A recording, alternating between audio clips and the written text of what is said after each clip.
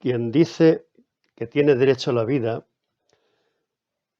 no dice que hay algo en su persona con ese nombre, como si fuera parecido a tener estómago o bazo. Tener ese derecho significa que el Estado es el que tiene el deber de protegerla. Con ese sentido lo reconoce el comienzo de la Constitución de 1978, que dice que todos tienen derecho a la vida y a la integridad física y moral. Nunca antes una Constitución española, de las 6 que ha habido desde 1812, había promulgado el derecho a la vida. La razón es clara y evidente. No era necesario. Lo mismo que no es necesario promulgar el derecho a la amistad o al deporte. Y no se trata de indiferencia o menosprecio por la vida, como no es indiferencia o menosprecio por la amistad o por el deporte. Tampoco es una anomalía de nuestra historia constitucional, porque lo mismo ha sucedido en todas partes.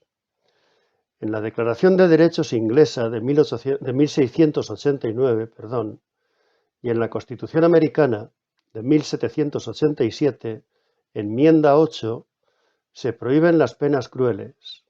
En la francesa de 1848 se alude a la pena de muerte, pero no se habla del derecho a la vida. Valgan estos ejemplos. Además, se dice algo muy general sobre el derecho inalienable a la vida en la Declaración del Buen Pueblo de Virginia, literal, de 1776, y en la Declaración de Independencia de los Estados Unidos de ese mismo año. Esta última es de sobra conocida y valdrá tal vez la pena recordarla una vez más. Dice uno de sus párrafos: sostenemos como evidentes en sí mismas estas verdades, que todos los hombres son creados iguales, que son dotados por su Creador de ciertos derechos inalienables, que entre estos están la vida, la libertad y la búsqueda de la felicidad. Pero esto no es una constitución, es una declaración de independencia de un país con respecto a Inglaterra.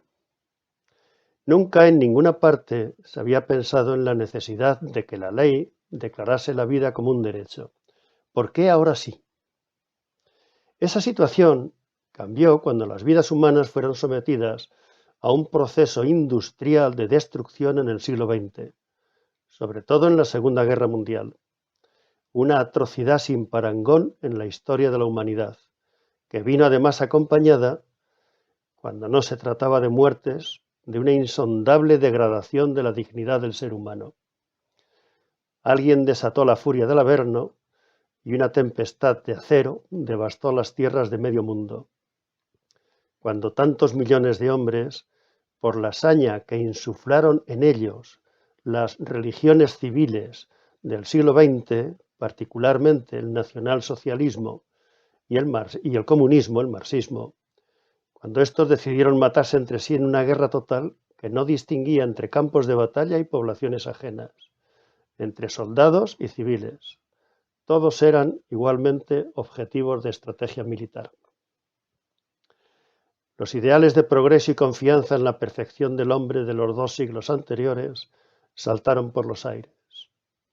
Luego, cuando hubo que rehacer lo que se había deshecho previamente, cuando los que quedaron en pie comprendieron nuevamente que era preciso volver a vivir en comunidades políticas ordenadas, se vio la necesidad de dar a la vida la máxima protección en las normas legales y de presentarla como un derecho fundamental, no fuera a volver a suceder lo anterior.